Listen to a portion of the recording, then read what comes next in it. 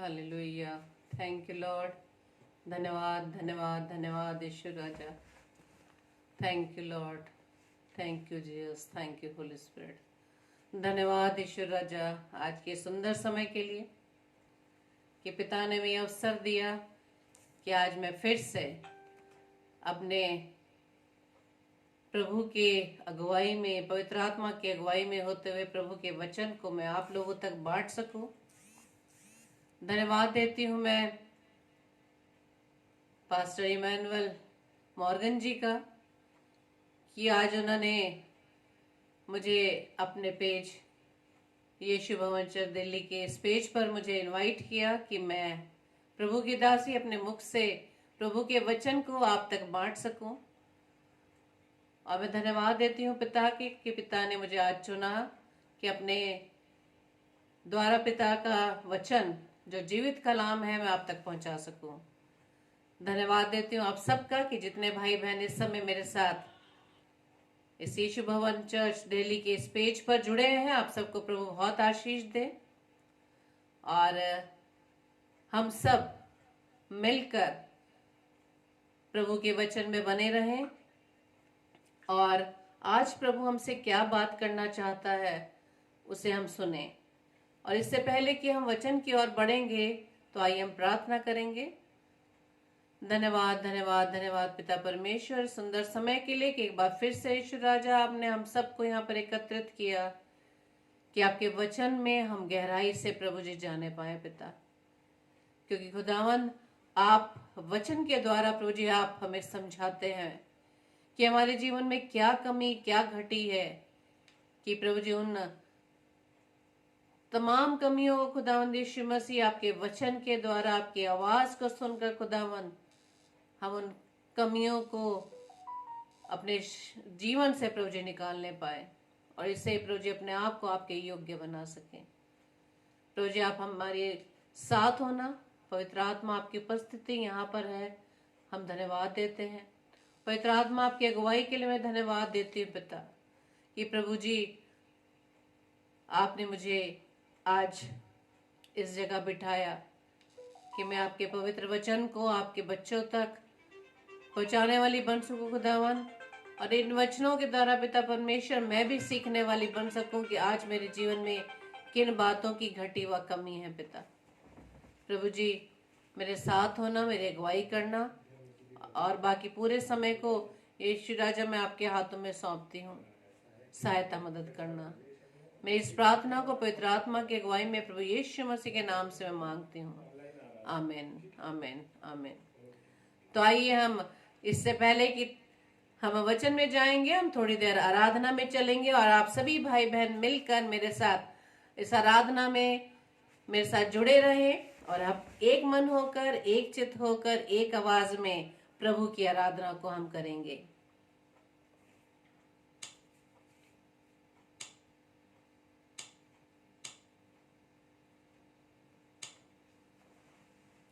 Thank you Lord. धन्यवाद यीशु मसीह। प्रभु जी मैं आपका धन्यवाद धन्यवाद धन्यवाद करती हूँ खुदावन। Yes Lord, thank you Lord. धन्यवाद धन्यवाद यीशु राजा।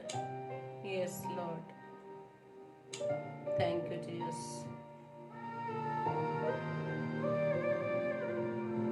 Yes Lord, thank you.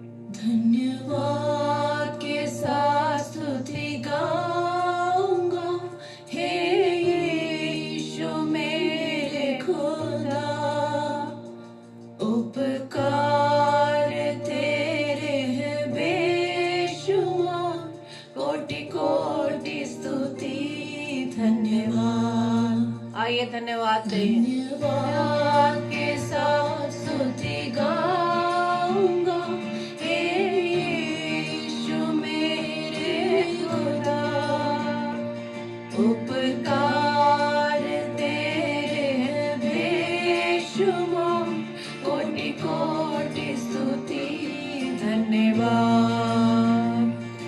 योग्यता से बढ़ के दिया है अपनी दया से तूने मुझे, योग्यता से बढ़ के दिया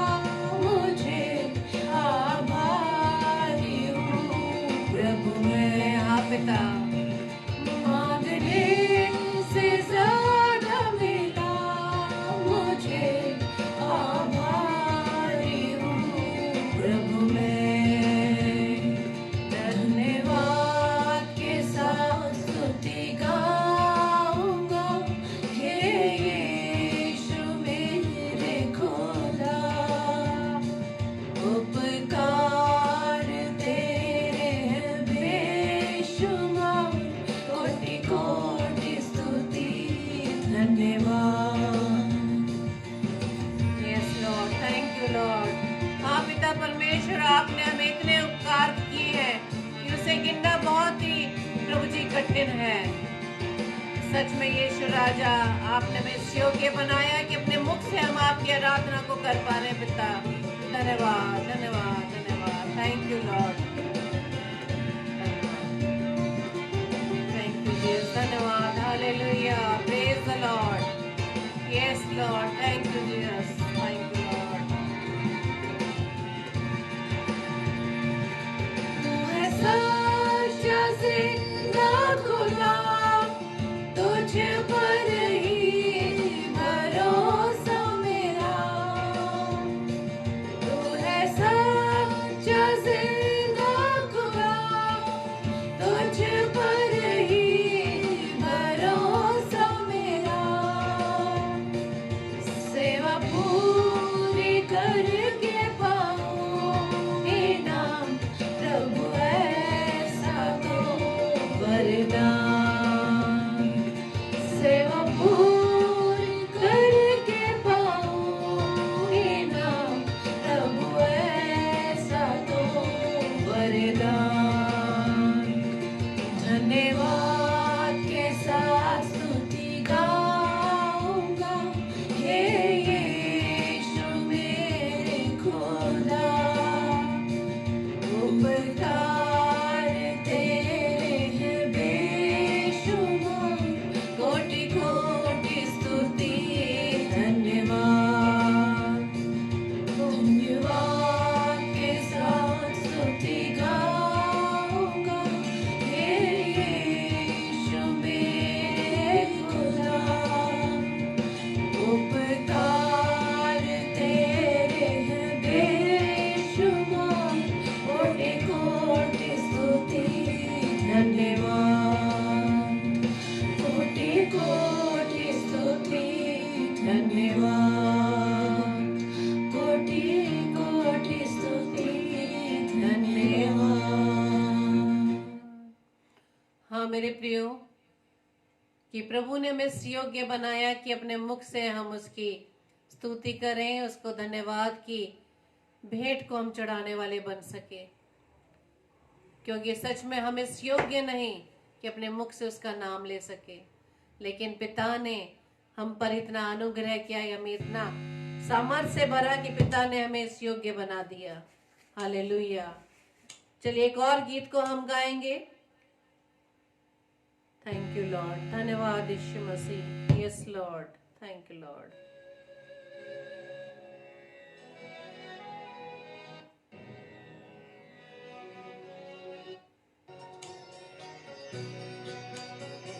यस लॉर्ड, मुक्ति दिलाए यीशु नाम। थैंक यू लॉर्ड, हर गुनाह से उसने हमें मुक्त किया है। थैंक यू लॉर्ड, धन्यवाद। यीशु नाम शांति दिलाए, यीशु नाम गाइए आप भी। यीशु नाम शांति दिलाए, यीशु नाम। Yes Lord, thank you Lord. ओ शांति के राजकुमार, हम आपका धन्यवाद देते हैं। यस लॉर्ड, हर गुनाह से आपने हमें मुक्त किया। थैंक यू लॉर्ड, धन्यवाद। चरनी में तूने जन्म लिया, चरनी में तूने जन्म लिया, सूली पे हुआ बलिदान, क्रूस पे हुआ बलिदान। मुक्ति दिलाए यीशु नाम, शांति दिलाए यीशु नाम। मुक्ति दिलाए यीशु नाम, शांति दिलाए यीशु नाम। हमें मुक्ति दिलाने के लिए हमारा प्रभु यीशु चरनी में आ गया। यस लॉर्ड, आपने नम्रता से, दीनता से पिता परमेश्वर इस पृथ्वी पर हमारे लिए उस जीवन को बिताया। थैंक यू लॉर्ड, धन्यवाद यीशु राजा। क्रूस पे अपना खून बहाया, क्रूस पे अपना खून बहाया, सारा चुकाया दाम, सारा चुकाया दाम। यीशु नाम शांति दिलाए यीशु नाम मुक्ति दिलाए यीशु नाम शांति दिलाए यीशु नाम। हाँ मेरे प्रियो, हमारा प्रभु यीशु मसीह सलीब पर कुर्बान हो गया। उसने अपना लहू बहाकर वो सारा चुकाया दाम। हमें उसने खरीद लिया है मेरे प्रियो, अपने आप को उस योग्य बना सके जो हम परमेश्वर को पसंद आने वाले बने।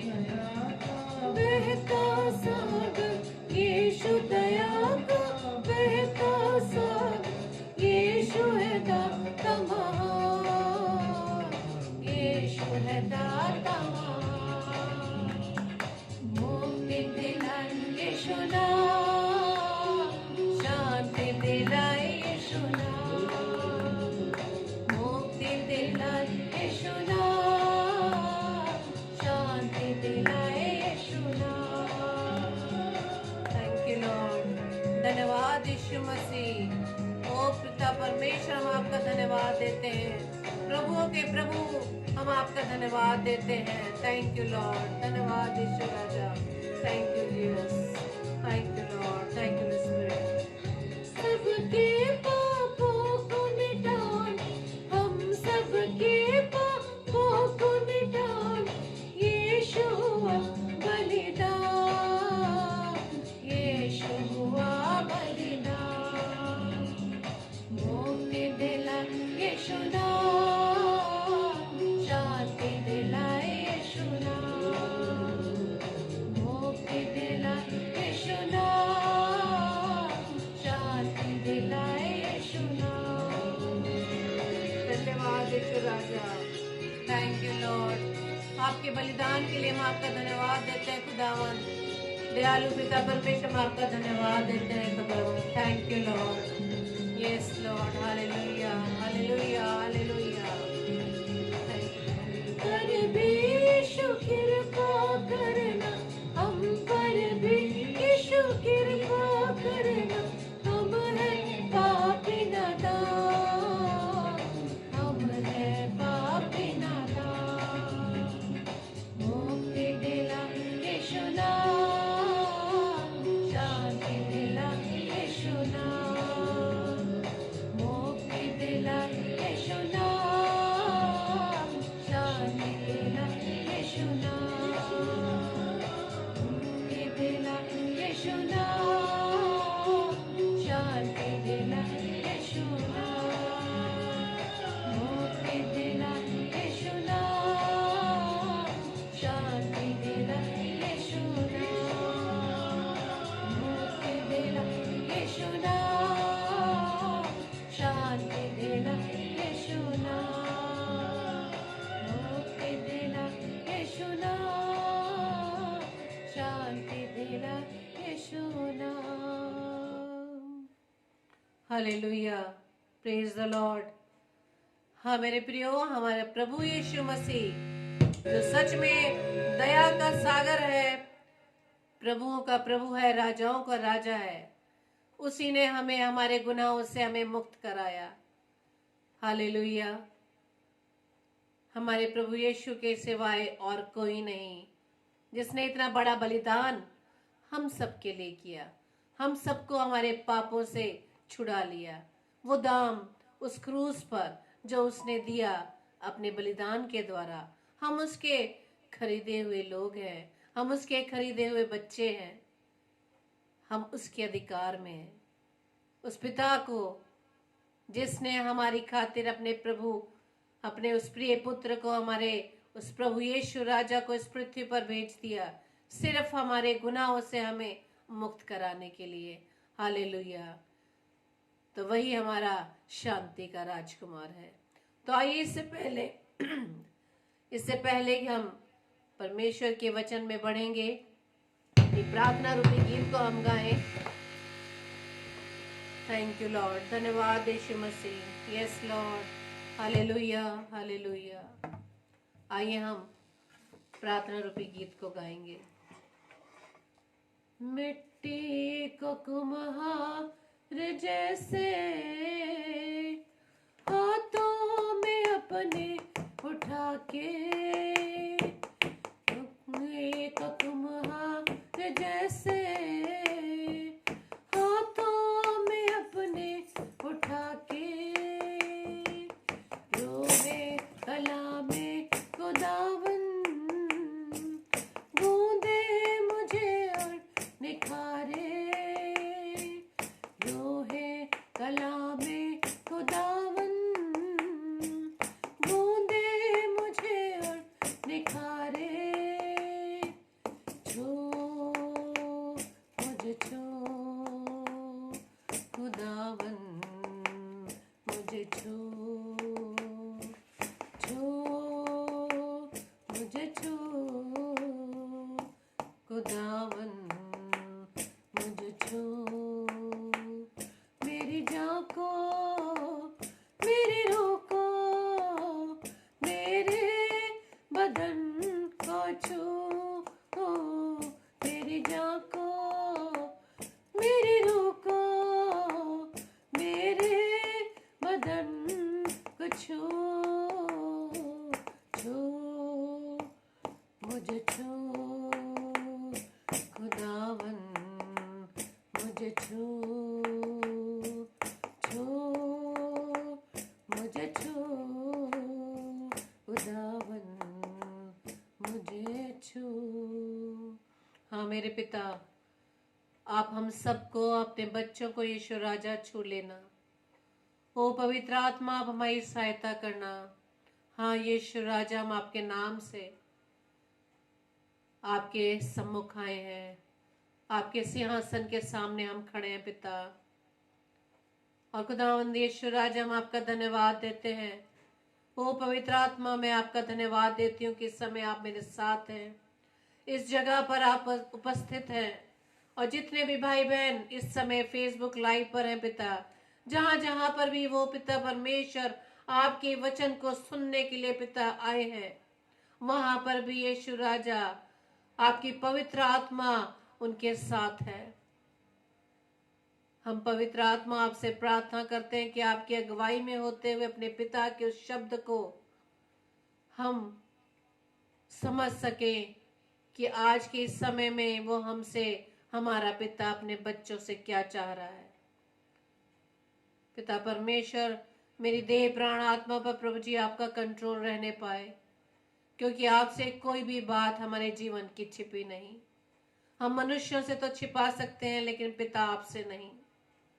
खुदावंद, आप हम सबको अपने हाथों में लेना, हमें रच देना पिता, अपने वचन से हमें भर देना। हमने अपने आप को पिता परमेश्वर आपके सामने खाली कर दिया पिता, अपने वचन से आप हमें भर देना खुदावंद, ताकि आज का वचन जो हमसे बात करने जा रहा है पिता, आपकी आवाज को हम सुनने के लिए तत्पर है।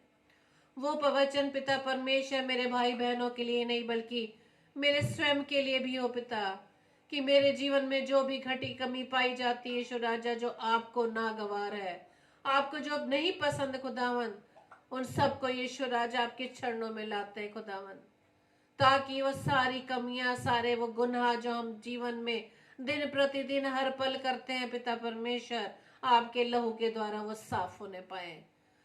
खुदावंद यीशु राजा, मेरी इस प्रार्थना को पिता परमेश्वर आपके सम्मुख प्रभु यीशु मसीह के नाम से पवित्र आत्मा की अगुवाई में आपके सम्मुख अपनी इस प्रार्थना को रखती हूँ। आपके प्यारे बेटे यीशु मसीह के नाम से मांगते हैं, आमीन आमीन आमीन। तो आप सबको जय मसीह की, हालेलुया, प्रेज द लॉर्ड। तो जबकि मैं इससे पहले वचन को आपके सामने बांटूं, एक छोटी सी गवाही आपके सम्मुख में रखना चाहती हूँ। जैसे कि आज का समय मुझे पास्टर इमैनुअल मॉर्गन जी के द्वारा प्रभु की अगुवाई में होते हुए मिला, तो जैसे कि मेरा समय 7 से 8 है और मैं 6:15 तक बिल्कुल तैयार नहीं थी। उस समय मैंने कुछ समय के लिए, थोड़े सेकंड के लिए अपने आप को कमजोर पाया। तो मैंने अपने हस्बैंड से, मिस्टर अनुपम डेविड से ये कहा कि सुनो, मेरे से कुछ तैयारी नहीं हो पाई, मैं कोशिश कर रही हूँ। मैं कोशिश कर रही हूँ, हो सकता है मैं आखिरी टाइम में आपको ही बोल दूं कि आज आप वचन दें, लेकिन मैं पिता का धन्यवाद देती हूँ। और मैंने क्योंकि मन में ये ठान रखा था कि नहीं, वचन तो मैं ही दूंगी, लेकिन इसी तरह से हमारे जीवन में कभी कभी ऐसी कमजोरियां, ऐसी कमियां हमारे जीवन में आ जाती हैं कि हम परमेश्वर के कार्य से पीछे हटने लगते हैं। लेकिन मैं प्रभु का बहुत बहुत धन्यवाद देती हूँ कि पिता ने मुझे कमजोर होने नहीं दिया, पवित्र आत्मा ने मुझे संभाला, और जो कुछ आज पवित्र आत्मा ने मुझे वचन में सिखाया है, मैं आज वही आपके साथ बांटने जा रही हूँ। तो मैं आज अपने और आपके लिए, नसीहत के लिए हम लोगों की, मैं आज वचन से जो पढ़ने जा रही हूँ, रोमियो उसका 12वां अध्याय, उसके पहले पद को। रोमियो के नाम पौलुस प्रेरित की पत्री, उसका 12 अध्याय, उसका पहला पद।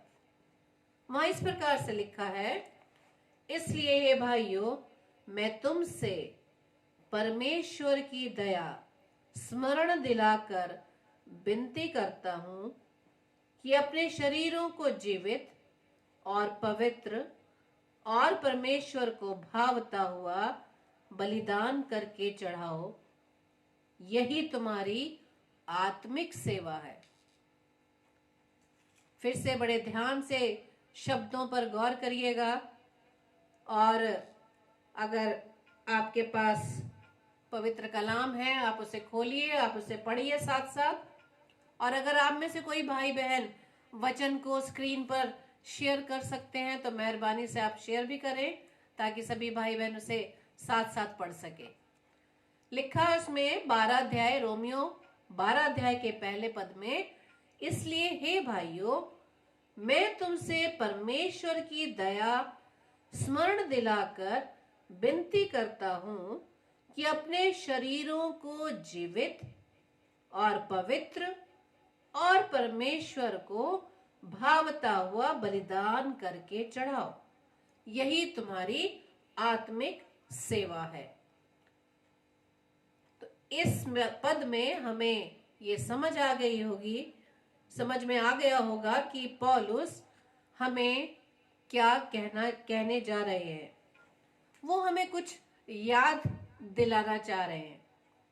वो ये याद दिलाना चाह रहे हैं कि हमारी सेवा प्रभु में किस तरह से है, हम अपने जीवन में परमेश्वर की किस तरह से सेवा को कर रहे हैं।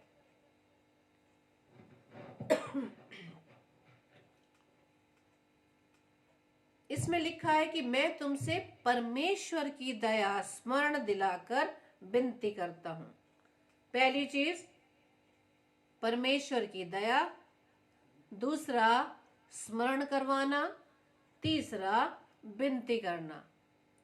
पहले पद के पहले पार्ट में यह लिखा है कि दया, परमेश्वर की दया स्मरण करा रहे हैं वो हमें, परमेश्वर के उन लोगों को जो उसे जानते हैं, जो बचपन से नहीं, जो अपने जन्म से ही अपने घर में यीशु मसीह परमेश्वर की आवाज को अपने कानों से सुनते चले आ रहे हैं, उन लोगों को पौलुस क्या कह रहे हैं, परमेश्वर की दया को याद करा रहे हैं। इसका मतलब हम अपने जीवन में परमेश्वर की दया को भूल चुके हैं।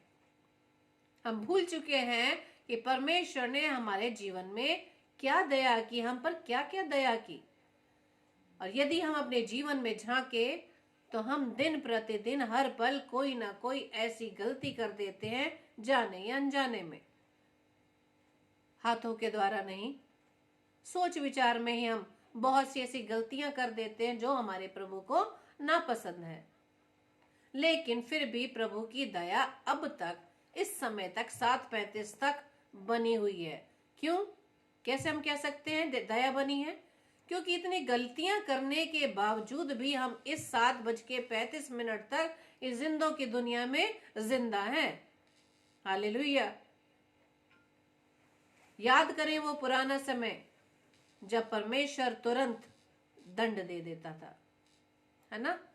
लेकिन प्रभु यीशु मसीह के आने के पश्चात, क्योंकि प्रभु ने हम पर दया की, उसी दया को पौलुस हम लोगों को याद दिला रहे हैं कि दया जो हमने परमेश्वर की दया को हम जो भूल चुके हैं अपने जीवन में, उसे वो स्मरण करवा रहे हैं। और साथ ही को हमसे क्या कर रहे हैं, विनती कर रहे हैं, रिक्वेस्ट कर रहे हैं। यानी कि पौलुस ने भी अपने भाइयों को जो परमेश्वर को जानने वाले हैं उन्हें याद दिला रहे हैं कि जो आप गलतियां कर रहे हैं, जो आप अपने गुनाह कर रहे हैं अपने जीवन में, उससे हम लौट जाए। और परमेश्वर की वो कौन सी दया को स्मरण कराना चाहते हैं, यदि हम पढ़े इब्रानियों उसके 7 अध्याय के 12 पद में, इब्रानियों 7 उसके 12 पद में यदि हम पढ़े, उसमें इस प्रकार से लिखा है,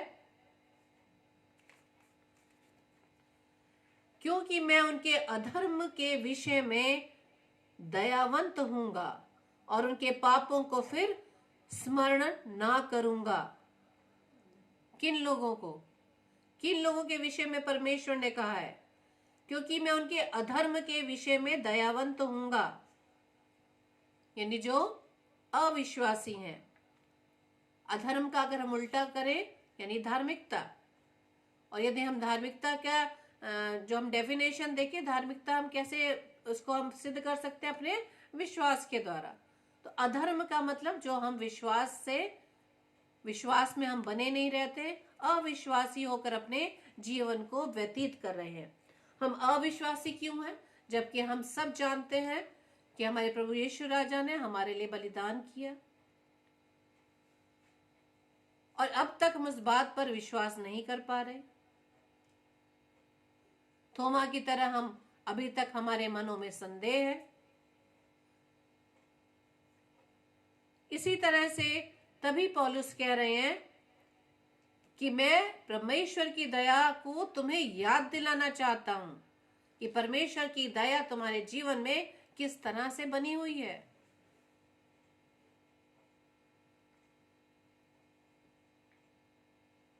जिस तरह से हम माता पिता अपने बच्चों को जब देखते हैं कोई गलती वो लोग करते हैं, तो हमारे मन में क्या है, दया आ जाती है कि उनको माफ कर देते हैं। तो यही परमेश्वर की दया अब तक हमारे जीवन में बनी हुई है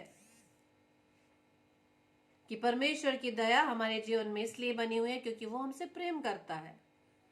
जैसा कि हम कहते हैं, सुनते हैं कि कौन सा ये पीरियड चल रहा है, अनुग्रह का पीरियड, ग्रेस पीरियड चल रहा है। ग्रेस पे ग्रेस, ग्रेस पे ग्रेस, अनुग्रह पे अनुग्रह हम सबको मिलता चला जा रहा है।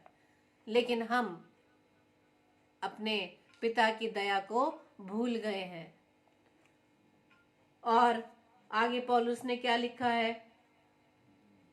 क्या विनती कर रहे हैं कि अपने शरीरों को जीवित, पवित्र और परमेश्वर को भावता हुआ बलिदान करके चढ़ाओ।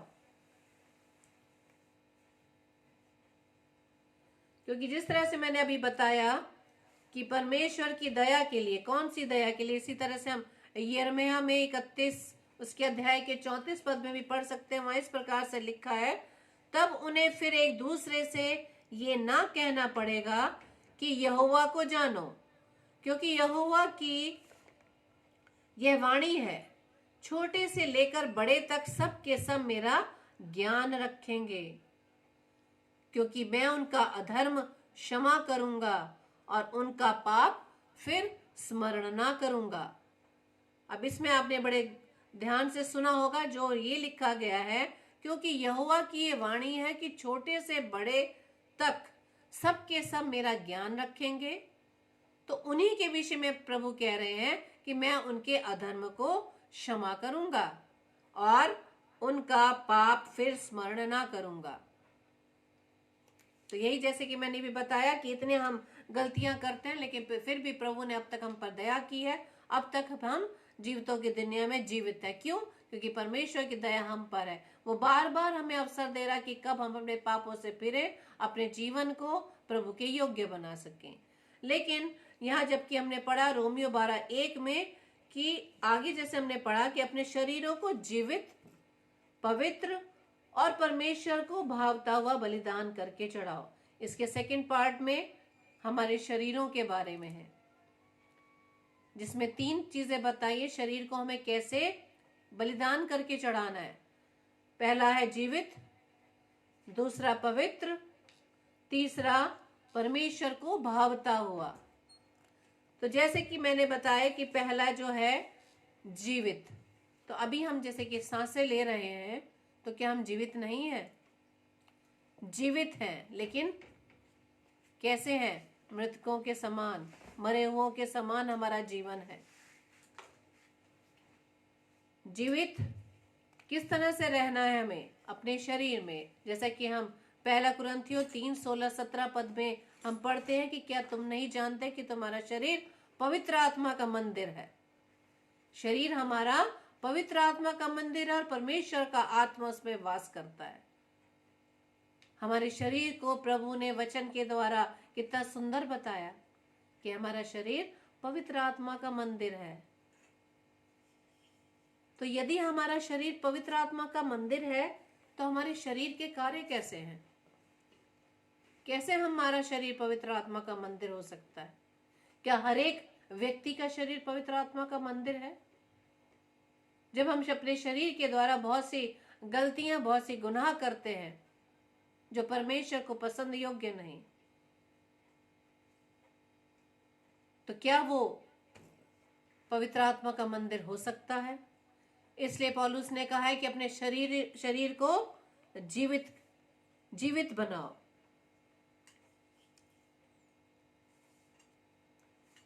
और यदि हम रोमियो इसके 8वें अध्याय के 10वें पद को हम पढ़ते हैं, जिसमें इस प्रकार से लिखा है,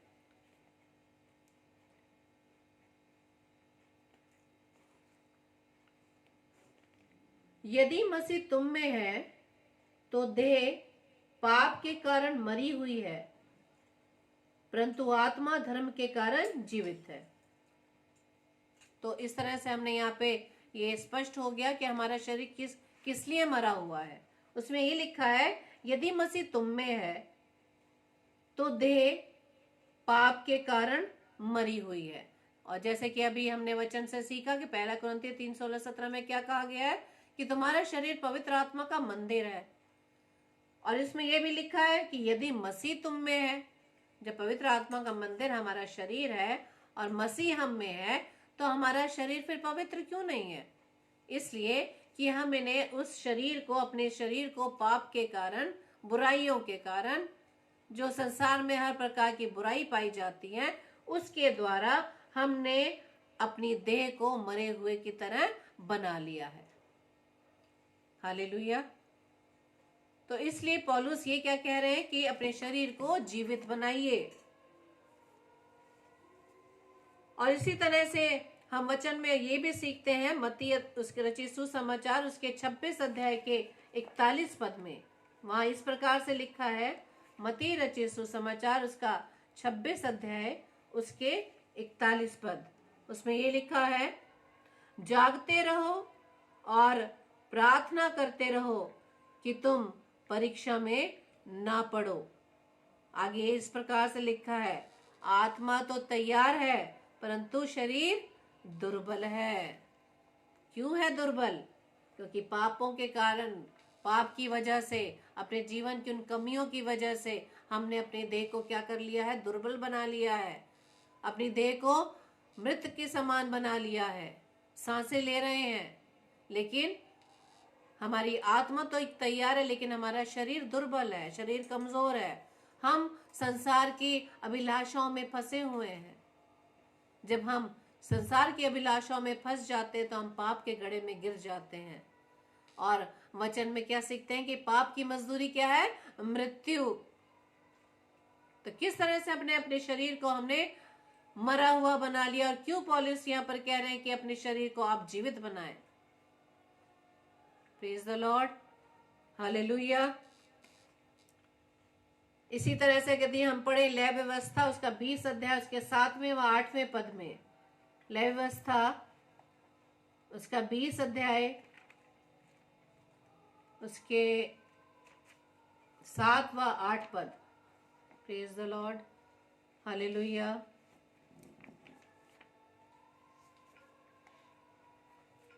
वहां इस प्रकार से लिखा है, इसलिए तुम अपने आप को पवित्र करो और पवित्र बने रहो, क्योंकि मैं तुम्हारा परमेश्वर यहोवा हूं। आगे जिस प्रकार से लिखा था कि जीवित बनाइए, उसके बाद ये बनाया है कि पवित्र।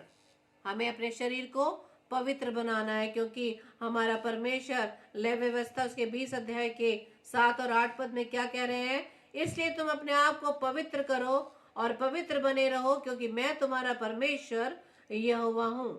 और तुम मेरी विधियों को मानना और उनका पालन भी करना, क्योंकि मैं तुम्हारा पवित्र करने वाला यहोवा हूं। क्यों हमें पवित्र बनना है? क्योंकि हमारा पिता पवित्र है। आज हम अपने जीवन में देखें, क्या हमारा जीवन पवित्र है? किन किन कार्यों के द्वारा हमने अपने जीवन को, अपने शरीर को अपवित्र बना लिया है? बहुत बड़े बड़े ओहदों पर हम हैं, बहुत बहुत बड़े पद परमेश्वर ने हमें समाज में रहकर, इस संसार में रहकर हमें अधिकार दिए हैं। क्या उन अधिकारों का इस्तेमाल हम परमेश्वर की अगुवाई में होते हुए कर रहे हैं? जो अधिकार परमेश्वर ने हमें दिए, उन अधिकारों का इस्तेमाल हम किस तरह से कर रहे हैं? कभी व्यक्ति ये सोचता है कि मैं ऊंचे पद पर हूं, मुझे अधिकार मिला है, तो मैं बहुत बड़े ऊंचे पद पर आ चुका हूं, अब जो मैं नियम बनाऊंगा वो बिल्कुल सही है। यदि आज आपके अधिकार में कुछ लोग हैं, तो क्या आप उन पर दया करते हैं? क्या उनकी सहायता व मदद करते हैं? या उनके विरोध में कुछ ऐसी बातें कर लेते हैं जो उनके जीवन के लिए नुकसानदायक होती है? और हमें अपने शरीर को क्यों पवित्र बनाना है? क्योंकि हम इस संसार में उस दुष्ट के, जैसे कि वचन में लिखा है कि इस संसार का हाकिम कौन है? शैतान। उस शैतान के कहे अनुसार जो चुपचाप हमारे कान में आकर कह देता है कि नहीं, जो तुम कर रहे हो वो सही कर रहे हो। क्या हमने कभी ये सोचा कि हम जीवन में जो भी कार्य करते हैं, क्या कभी एक बार हम क्या सोचते हैं कि परमेश्वर, ये कार्य मैं करने जा रहा हूं, ये जा रही हूं, क्या वो आपकी दृष्टि में सही है?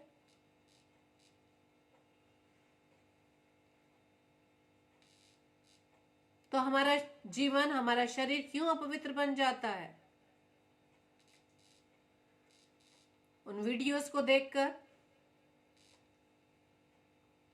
जो हमें नहीं देखना, जो परमेश्वर के आज्ञा के खिलाफ है। क्या इस तरह से हमारा शरीर पवित्र बन सकता है? ये शरीर को हम बुरे बुरे कामों के द्वारा अपवित्र बना रहे हैं, टोने टोटकों द्वारा। जैसे कि वचन में लिखा है, प्रकाशित वाक्य में उसकी लिस्ट है कि झूठों का भाग, डरपोकों का, टोने टोटके वालों का, सबका भाग किसमें है? गंधक की झील में। क्यों पौलुस बार बार हमें ये कह रहा है कि मैं तुम्हें परमेश्वर की दया स्मरण दिलाकर विनती कर रहा हूं? क्योंकि वो नहीं चाहता कि हम परमेश्वर की आज्ञा का उल्लंघन करें, उसके विरोध में चले, जबकि उस पिता ने हमारी खातिर अपने इकलौते पुत्र को दे दिया, उस दुष्ट के जाल से हमें छुड़ाया। लेकिन हम इस संसार में रहते हुए, जबकि हम एक परदेसी के रूप में संसार में अपने जीवन को व्यतीत कर रहे हैं, लेकिन हम किसके कहे अनुसार चल रहे हैं, इसका आकलन आज आपको और मुझे करना है। छोटी छोटी बातों में कई बार क्या होता है कि हम अपने आप को बहुत धार्मिक सोचते हैं, कि बहुत बाइबल पढ़ते हैं, बहुत वचन का हमें ज्ञान है, लेकिन जरा जरा सी बातों हम चूक जाते हैं, चाहे वो जाने में हो चाहे अनजाने में हो। मान लीजिए कोई टीचर है ना, और वो अपने स्कूल में जा रही है, अटेंडेंस लगा रही है, और जबकि वहां पे ये कहा गया कि जब आप आने और जाने दोनों का टाइम आपको मेंशन करना है, ठीक है। मान लीजिए 2-3 टीचर्स लेट आए, और उसमें से एक टीचर बहुत धार्मिक, प्रभु को जानने वाली, प्रभु के मार्ग पर चलने वाली, लेकिन वो भी जरा सी बात में चूक गई। वो किस तरह से? मान लीजिए स्कूल का टाइम 9 बजे, और 2-3 टीचर्स आए 9:10 पर, ठीक है। उन 2 टीचर्स ने अपना टाइम डाल दिया 9 बजे, जबकि आए वो 9:10 पे। लेकिन उस तीसरी टीचर ने, जो प्रभु को मानने वाली, प्रभु के वचन का ज्ञान रखने वाली, किस बात में चूक गई? इस बात में चूक गई, अरे वो भी तो मेरे साथ आए थे 9:10 पे, तो क्यों उन्होंने भी तो 9 बजे लिख लिया, मैं क्यों नहीं 9 बजे लिख दूं? चूक गए ना। यही छोटी छोटी बातें हम अपने जीवन में चूक कर जाते हैं, झूठ बोल जाते हैं। किसी ने आपसे कोई चीज मांगी, आपके घर में अवेलेबल है, लेकिन हम झूठ बोल देते हैं। यही छोटी छोटी बात भूल जाते हैं। बड़े झूठ नहीं, जरा सी झूठ, जरा सा झूठ भी बोलने से आपकी लिस्ट झूठों में ही है। हमने अपने शरीर को क्या पवित्र बनाया? नहीं बनाया। और भी आसपास आप अपने समाज में देख सकते हैं, अपने परिवार में देख सकते हैं, चर्च में देख सकते हैं कि जब हमें चर्च में कोई बड़ा पद मिल जाता है, एज अ पैस्टरेट कमेटी मेंबर, तो हमारा औहदा या हमारा वो घमंड कहाँ हो जाता है? हम ये भूल जाते हैं कि वो बड़ा पद मिला, इट मीन्स बड़ा, आपको बड़ी ड्यूटी मिली है परमेश्वर की तरफ से। वो बड़ा घमंड नहीं, वो बड़ा पद नहीं। आप वहां पर बैठे परमेश्वर की सेवा के लिए, परमेश्वर के कार्यों के लिए आप बैठे हैं, लेकिन वहां पर भी अपने शरीर के गलत कामों के द्वारा हम उसे अपवित्र कर देते हैं। यही जीवन की छोटी छोटी बातों के द्वारा अपने शरीर को हम अपवित्र कर देते हैं। इसलिए परमेश्वर कह रहा है कि तुम अपने आप को पवित्र करो और पवित्र बने रहो, क्योंकि मैं तुम्हारा परमेश्वर यहोवा पवित्र हूं। तो जब परमेश्वर, जब हमारा दूल्हा हमें लेने आएगा, तो हम कैसे कह सकते हैं? गाना तो हम बहुत जोरों से गाते हैं, बादलों पर यीशु आने वाला है, अपनी दुल्हन को ले जाएगा। तो क्या दुल्हन वही जाएगी जो इस तरह से अपवित्र होगी, जिसमें पाप के दाग होंगे, झुर्री पड़ी होगी? क्या ऐसी दुल्हन कोई दूल्हा पसंद करता है? शादियों में देखते हैं ना, मैरिज के टाइम में दूल्हा दुल्हन कितने संवर जाते हैं कि दुल्हन पहचान में ही नहीं आती। तो इस शरीर पर रहते हुए जब हमें ऐसी दुल्हन चाहिए, तो हमारे परमेश्वर को कैसी दुल्हन चाहिए? जो पवित्र हो, जिसमें ना दाग ना झुर्री हो, क्योंकि वो पवित्र है। अगर हमें उसकी दुल्हन बनना है तो उसके बराबर हमें पवित्र बनना पड़ेगा। और परमेश्वर कह रहा है कि मैं पवित्र हूं, तो तुम भी पवित्र बनो, अपने आप को पवित्र बनाए रखो। इस संसार में रहते हुए, संसार की अभिलाषाएं तो बहुत है, संसार की चकाचौंध तो बहुत है, संसार में चारों तरफ हम बहुत चकाचौंध को देखते और हमारी आंखें बंद हो जाती हैं उस चकाचौंध को देखकर। और जब हमारी आंखें बंद हो जाती है तो क्या हो जाता है? आंखें जब हम बंद करेंगे तो क्या होगा? अंधेरा। उस अंधेरे में हम डूब जाते हैं, हमें नहीं सूझता कि जिस चकाचौंध को हम देख रहे हैं वो झूठी है, जबकि परमेश्वर ने तो हमें ज्योति के संतान होने का अधिकार दे दिया। उस ज्योति को हम क्यों नहीं देख पा रहे? वो ज्योति जहां हमारी आंखें बंद नहीं होगी, हमारी आंखें खुल जाती हैं, क्योंकि वो ज्योति है, हम ज्योति के संतान होने का हमें अधिकार दिया है। लेकिन हम इस संसार के हाकिम, उस दुष्ट की, जो वो चकाचौंध हमें दिखाता है, जैसे उसने किसको दिखाई थी? हवा को दिखाया था, उस भागती हुई चीज को दिखाई थी, उस सुंदर दिखने वाली चीज में दिखाई थी, और उस दुष्ट की बात में वो फंस गई। तो इसलिए परमेश्वर बार बार यही कह रहे हैं कि तुम भी पवित्र बनो, क्योंकि मैं पवित्र हूं। और यदि हमें उसकी दुल्हन बनना है, उसके साथ जाना है, तो हमें पवित्र बनना पड़ेगा। नहीं तो उसका अंजाम, उसका नतीजा हमें मालूम है, तो हमें उस नतीजे को सहना पड़ेगा, जिसका युगानुयुग धुआं उठता रहेगा, उसकी पीड़ा कभी कम ना होगी। तो हम वचन को जब पढ़ें, बड़ी गहराई से पढ़ें, बड़े गंभीरता से पढ़ें। पढ़ें तो जरूर, सुने जरूर गंभीरता से, लेकिन जीवन में उसे गंभीरता से हमें उसे अप्लाई भी करना है, तभी हम पवित्र बन सकते हैं। चर्च में जब हम उठ के आते हैं, किसी प्रेयर मीटिंग में हम जब उठकर आते हैं, तो बड़ा हम संदेश देने वालों की बड़ी तारीफ करते हैं। वाह भाई साहब, वाह भाई, आपने आज बहुत अच्छा सरमन दिया, आज तो मजा ही आ गया। हम तारीफ इस तरह से करते हैं जैसे कोई किसी शादी या पार्टी से आए हों, लेकिन उस आत्मिक भोजन को हम अपने जीवन में लागू नहीं कर पाते। वो वहीं का वहीं छोड़कर, जहां तारीफ की और उसके बाद हम जब अपने घर की तरफ लौटे, वो हम भूल गए। तो किस तरह से हम अपने आप को पवित्र बना पाएंगे? क्योंकि हमें उसे थाम कर रखना है, क्योंकि परमेश्वर हमें बार बार प्रकाशित वाक्य में चिता देता है। प्रकाशित वाक्य उसके 3 अध्याय में वहां इस प्रकार से लिखा है कि मैं शीघ्र आने वाला हूं।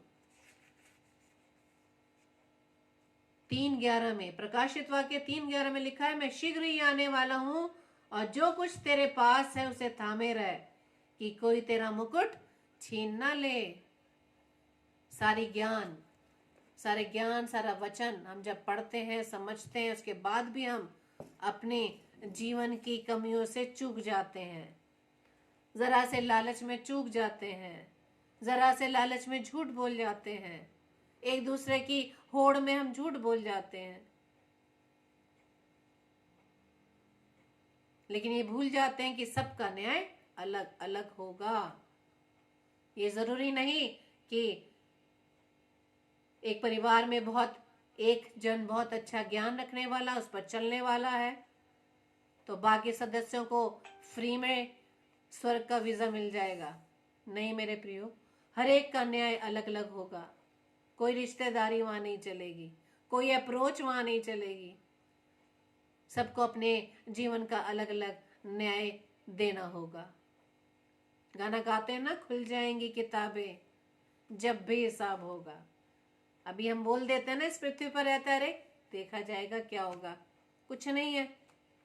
बहुत बार आपने सुना होगा अपने लोगों से, अरे कुछ नहीं है, स्वर्ग नरक तो यहीं पर है। लेकिन उन्हें बताइए, यहाँ पर सिर्फ शरीर का न्याय होना है, वहां पर तो आत्मा का होना है, जिसका धुआं युगानुयुग उठता रहेगा, वो पीड़ा कभी खत्म ना होगी। हाँ प्रियो, आज हमें जरूरत है अपने शरीर को जीवित बनाने की, शरीर को पवित्र बनाने के लिए। इसी तरह से आगे और क्या लिखा है, तीसरा, और पौलुस क्या कहते हैं, अपने शरीर को कैसा चढ़ाना है हमें? भावता हुआ। अपने शरीर को कैसे में चढ़ाएंगे? भावता हुआ। भावता हुआ का मतलब जो भाने वाला हो, वैसा भावना नहीं जो उस अदन की वाटिका में उस फल ने हव्वा को उसके भाव में आकर वो बह गई, उसको भावता हुआ दिखाई दिया। ऐसा वाला नहीं, दुष्ट की आवाज को नहीं सुनकर, बल्कि परमेश्वर की आवाज को सुनकर। इस ज्ञान को रखते हुए हमें अपने जीवन को, अपने शरीर को हमें क्या करना है? भावता हुआ, जो परमेश्वर को पसंद आ सके। क्योंकि वचन में हमने अभी पढ़ा कि आत्मा तैयार है लेकिन शरीर दुर्बल है। तो जब हम आत्मा को और भी हम स्ट्रांग बनाने के लिए हमें किसी की जरूरत है? वचन की जरूरत है, वचन को खाने की जरूरत है। जब हमारी आत्मा अंदर से सही होगी तो हमारा शरीर ऑटोमेटिक क्या हो जाएगा? वो भी जीवित बन जाएगा, वो भी पवित्र बन जाएगा, वो भी भावता हुआ बन जाएगा। हालेलुया। तो इसी तरह से जैसे अभी पौलुस ने कहा कि अपने शरीर को भावता हुआ चढ़ाएं। भावता हुआ यानी कैसे चढ़ा सकते हैं हम? परमेश्वर की आज्ञा को मानकर, आज्ञाकारी बनकर। और आज्ञाकारी हम कैसे बन सकते हैं? जब हम इसमें पढ़ते हैं अब्राहम के बारे में, नूह के बारे में। अब्राहम किस तरह से आज्ञाकारी रहा? क्योंकि उसे परमेश्वर पर पूरा विश्वास था। हम सब जानते कि कौन सी उम्र में उन्हें पुत्र मिला। उसी पुत्र के बलिदान के लिए परमेश्वर ने आज्ञा दी और वो आज्ञाकारी रहा अंतिम समय तक। जब परमेश्वर ने उस अब्राहम की आज्ञाकारिता को देखा तो किस तरह से वो उस आज्ञाकारिता की परीक्षा में सफल हो गया। उसी आज्ञाकारिता ने उसे विश्वास में मजबूत कर दिया और एक धार्मिकता का उसे पद दिया गया। Praise the Lord. और इस तरह से हम नूह के विषय में पढ़ सकते हैं कि जब परमेश्वर ने उसे आज्ञा दी जहाज बनाने की, उसे चिता दिया कि जल पड़ ले 40 दिन में आने वाला है, लेकिन नूह ने अपनी फिक्र नहीं की, परमेश्वर की आज्ञा मानी, जहाज बनाता रहा, लेकिन अपने आसपास के लोगों को बताता रहा, भाई सुधर जाओ, वापस आ जाओ, अपने पापों से लौट जाओ, ऐसे ऐसे जल प्रलय होने वाला है। लेकिन उन लोगों ने नूह की उस बात पर विश्वास नहीं किया। लेकिन नूह चाहता था शायद ये अगर अपने गुनाह से लौट आए तो उन्हें भी शांति मिल जाएगी, उन्हें भी सुरक्षा मिल जाएगी। लेकिन उन लोगों ने तो उसे क्या कहा, पागल। आज भी हमारे प्रचारक, बहुत से भाई बहन, बहुत से दास प्रभु के बोल रहे हैं कि प्रभु का आगमन निकट है। लेकिन अगर आपको उस प्रभु के द्वितीय आगमन से बचना है तो उससे पहले एक और आपको मौका है मेरे प्रियो। अगर आप चाहते हैं कि द्वितीय आगमन को हम ना देखें तो बादलों पर जाने के लिए तैयार हो जाएं, अपने आप को पवित्र बनाएं, परमेश्वर के योग्य बनाएं। अगर हमें उसकी दुल्हन बनना है तो हम उसके योग्य बने जैसा वो हमारे जीवन से चाहता है। इस तरह से हम भावताओं अपने शरीर को किस तरह से बना सकते हैं, अपने अच्छे कार्यों के द्वारा, उसकी आज्ञा मानकर। जो वचन उसने हमें दिया है, ये जीवित कलाम जो कहता है कि इसे खा डालो, पेट को तो कड़वा करेगी, लेकिन आपका पेट बिल्कुल उन बुराइयों से, उन विचारों से, जो बुराई विचार हमारे शरीर में पाए जाते हैं, वो साफ हो जाएंगे। हाँ मेरे प्रियो, जरूरत है इस बात की, जैसे कि आज पौलुस ने रोमियो की पत्री में 12 अध्याय के पहले पद में कहा है कि अपने आप को, अपने शरीर को जीवित, पवित्र और भावता हुआ बलिदान करके चढ़ाओ, तभी ये आपकी सेवा कैसे परमेश्वर के प्रति आत्मिक सेवा है। शरीर तो यहाँ रह जाएगा, लेकिन आत्मिक सेवा आपकी यही है। एक अगर मैं उदाहरण दूं, आप टाइपराइटर सभी जानते हैं, जब उसमें टाइप करना होता है हम उस पर पेपर डालते हैं, और जब उस पर टाइप करते हैं जो हमारा मन चाहता है उस पर टाइप करते हैं। तो इसी तरह से प्रियो, जो हमारा ये शरीर है टाइपराइटर है, आत्मा है कागज है। अब उस आत्मा पे हमें क्या लिखना है वो हमारे कार्यों पे डिपेंड करता है कि हम अपनी आत्मा पर क्या लिखें। और क्यों? क्योंकि शरीर तो यहीं रह जाएगा, टाइपराइटर तो बेकार हो जाएगा, लेकिन उसके अंदर का जो पेपर है, आत्मा, वही परमेश्वर की तरफ लौटेगा। और तब वहां हिसाब होगा कि आपने उस आत्मा रूपी पेपर पर क्या टाइप किया अपने जीवन के कामों से, जो परमेश्वर ने इस पृथ्वी पर आपको यहाँ पर भेजा है, क्या कार्य किए हम लोगों ने। तो सारा काम शरीर द्वारा है। तभी पौलुस कह रहा है कि अपने उस परमेश्वर की दया को याद करें कि किस तरह से तुम्हें गुनाहों से छुड़ाने के लिए उसने अपने इकलौते पुत्र को इस पृथ्वी पर भेज दिया। उसके उस बड़े बलिदान के द्वारा तुम्हारे गुनाहों को माफी मिल गई। जहां तुम्हें होना चाहिए था वहां प्रभु यीशु राजा ने अपने बड़ा बलिदान दे दिया, और उसके लहू ने हमें पापों से शुद्ध कर दिया। हम तो उसके छुड़ाए हुए लोग हैं, उसने तो हमें खरीद लिया है। तो कैसे हम अपने प्रभु के विरोध में हो सकते हैं? जो उसने शरीर उसने हमें दिया है, मिट्टी से रचा है, उसमें हमारे नथनों में श्वास फूंक दिए, उस जीवन को हम ऐसे ही बेकार कर रहे हैं। जिसने बलिदान हमारे लिए दिया, उसकी आवाज ना सुनकर इस संसार के हाकिम की आवाज को हम सुनते हैं। इसलिए इफिसियों उसके